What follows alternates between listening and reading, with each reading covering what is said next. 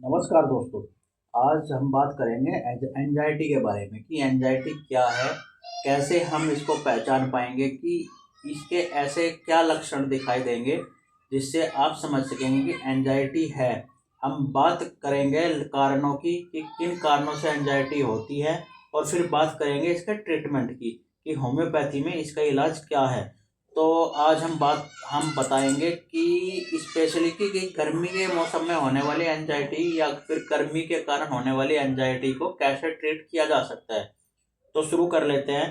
दोस्तों, एंजाइटी के बारे में हम बहुत चर्चाएं सुनते हैं कि इस व्यक्ति को एंजाइटी है, उस व्यक्ति को एंजाइटी है, उसको उस तरीके की एंजाइटी है। यानी कि एंजाइटी जो होती है उसका कोई एक तरीका नहीं होता है। एंजाइटी अलग अलग तरीके से हो सकती है, अलग अलग चीज़ों से हो सकती है, या कहे कि अलग अलग तरीके की कंडीशन उनको फेस करनी पड़ती है। लेकिन एंजाइटी को आसानी से पहचान नहीं पाते हैं, इसको जान नहीं पाते हैं कि वास्तव में आपको एंजाइटी है। जब हमारी स्थिति और ज़्यादा खराब होती चली जाती है, धीरे धीरे और ज़्यादा खराब होती चली जाती है, हम डिप्रेशन की तरफ चले जाते हैं, तब हमें जाकर पता चलता है कि ये जो सिम्टम्स थे, ये तो सिम्टम्स मेरे अंदर बहुत टाइम से थे, मैं इन सिम्टम्स को बहुत टाइम से फेस कर रहा था। तो इसी को जिसको हम एंजाइटी कहते हैं, सरल भाषा में समझ ले। अगर आपको बिना वजह के, मतलब बिना कारण के घबराहट हो रही है, बेचैनी हो रही है, क्या कई बार आपको डर लग रहा है, आज आपको आशंका बने, आपके मन में आशंका बनी रहती है, चिंता बनी रहती है, आपको बार बार पसीना आता रहता है, आपके हाथ पैर क्या पूरी बॉडी भी बिना किसी बात के भय के कांपने लगती है, पूरा पूरा दिन कांपती रहती है, बार बार आपके जो पलकें हैं आपकी डर के कारण या किसी घबराहट के कारण झपकती रहती है, सांस लेने में आपको दिक्कत होती रहती है, पेशाब आपका बार बार लगता है, मुंह बार बार सूख रहा होता है, आपको दस्त की भी समस्या बनी रहती है, या फिर आपका क्या होता है कि आप किसी चीज़ पर कंसंट्रेट ही नहीं कर पा रहे हैं, आपका कंसंट्रेशन बिगड़ता जा रहा है। आप इस तरह के मिलते जुलते लक्षण आपके अंदर है, तो क्या आप इन चीज़ों को कह सकते हैं कि एंजाइटी है? क्योंकि ये चीज़ें तो नॉर्मली भी हो सकती है, डर किसी भी वजह से हो सकता है। तो दोस्तों, इस कंडीशन को हम एंजाइटी कह ही नहीं सकते हैं। तो फिर एंजाइटी कब कहेंगे? एंजाइटी तब कहेंगे कि जब इन चीज़ों के ऊपर आपका कंट्रोल ही नहीं है।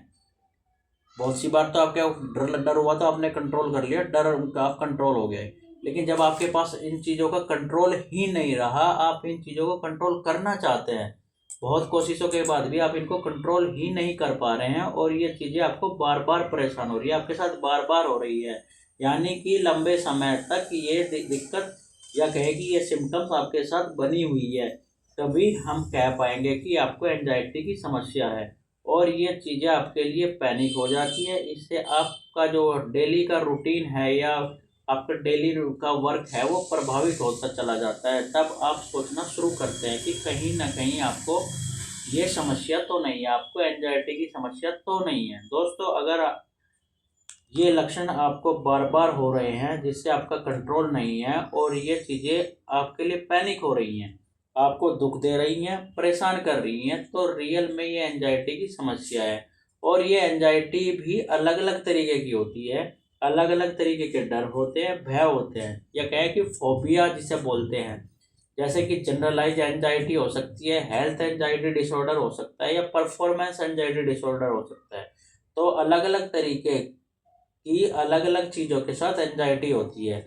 अब कारण की बात कर ले तो मुख्य कारण स्ट्रेस का माना जाता है कि कहीं ना कहीं आपकी लाइफ में स्ट्रेस तो नहीं है। आपको हो सकता है फिजिकली स्ट्रेस हो, या फिर बोल या मानसिक टाइप का स्ट्रेस हो, या मानसिक परेशानी के कारण स्ट्रेस हो, काम की वजह से स्ट्रेस हो, ऑफिस के वर्कलोड की वजह से स्ट्रेस हो, या कहीं ना कहीं आपका बहुत से लोगों के दिमाग में माइंड में भय बना रहता है कि कहीं ना कहीं आपकी जॉब चलेगी या रुकेगी, आगे क्या करेंगे, इस वजह का दबाव तो नहीं है, बिना वजह की किसी दबाव की वजह से स्ट्रेस हो। अगर लंबे समय से आपको स्ट्रेस की कंडीशन बनी हुई है तो आपको एंजाइटी की समस्या हो सकती है। धीरे धीरे कई बार चीज़ों के बारे में डर लगता है, भय लगता है, जो जो धीरे धीरे एंजाइटी डेवलप होने लगती है। तो आपको सबसे पहले अपने स्ट्रेस को किसी भी तरीके से रिलीज करने की कोशिश करनी है। अलग अलग टैक्टिक्स अपनाकर मेडिटेशन कर सकते हैं, उसके लिए योगा कर सकते हैं, या फिर एक्सरसाइज कर सकते हैं, या फिर अपने खान पान में बदलाव करके भी आप एंजाइटी को रिलीज कर सकते हैं। अब मैं बात कर लेता हूँ एक जिसका दूसरा कारण जो हो सकता है, जो वो भी मेन माना गया है कि आपकी फैमिली हिस्ट्री तो नहीं है एंजाइटी की, कहीं आपके दादा को, दादी को या फिर मम्मी को एंजाइटी की समस्या का सामना तो नहीं करना पड़ा। अगर ऐसा है तो डेफिनेटली कहीं ना कहीं बच्चों को भी इस समस्या का सामना करना पड़ सकता है।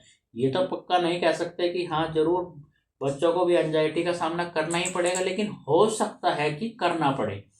तीसरी कंडीशन हो सकती है कि आप लंबे समय तक किसी बीमारी के लिए या किसी तरीके की मेडिसिन का यूज कर रहे हैं और वो मेडिसिन आपका रिएक्शन कर रही है, या फिर आप किसी तरह का नशा कर रहे हैं, स्मोकिंग करते हैं या अल्कोहल यूज करते हैं, तो उसकी वजह से भी आपको एंजाइटी डेवलप हो सकती है।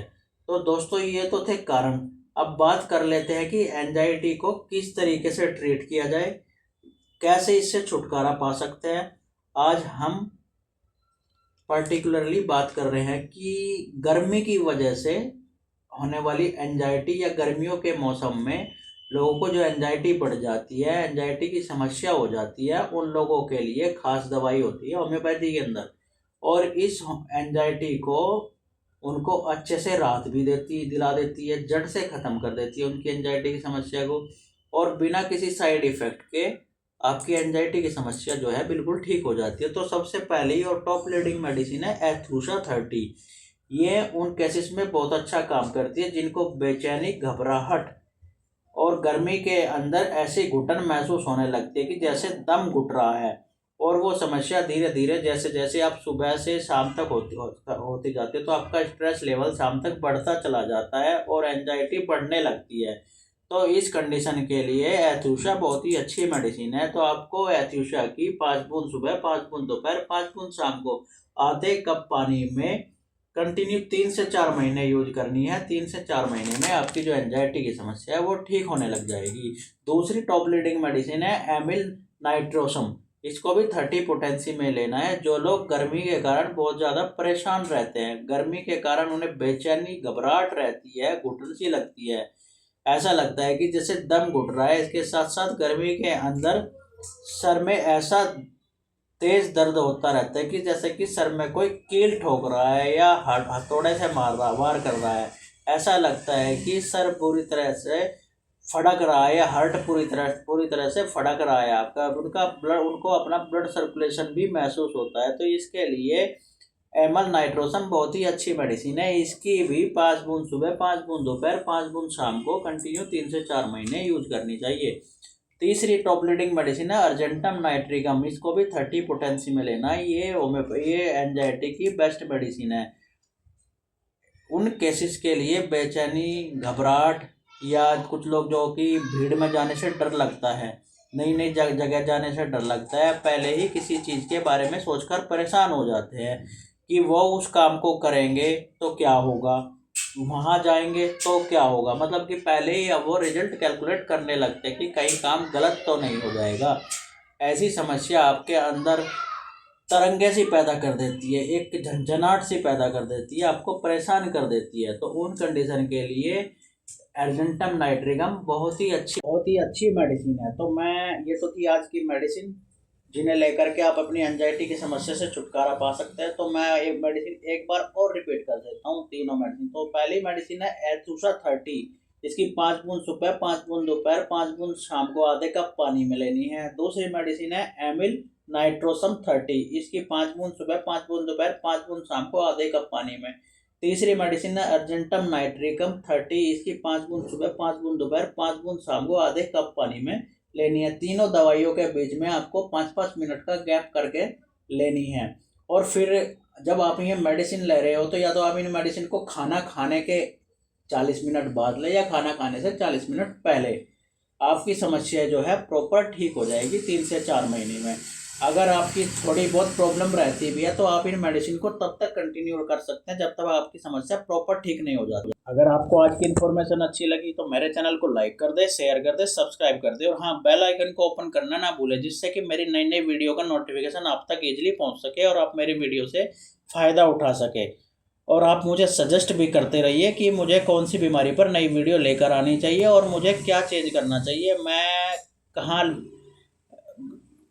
एक लैग कर रहा हूँ, तो मैं वहीं से अपना चेंज करूँगा और आपके लिए बेस्ट से बेस्ट मेडिसिन लेकर के आऊँगा।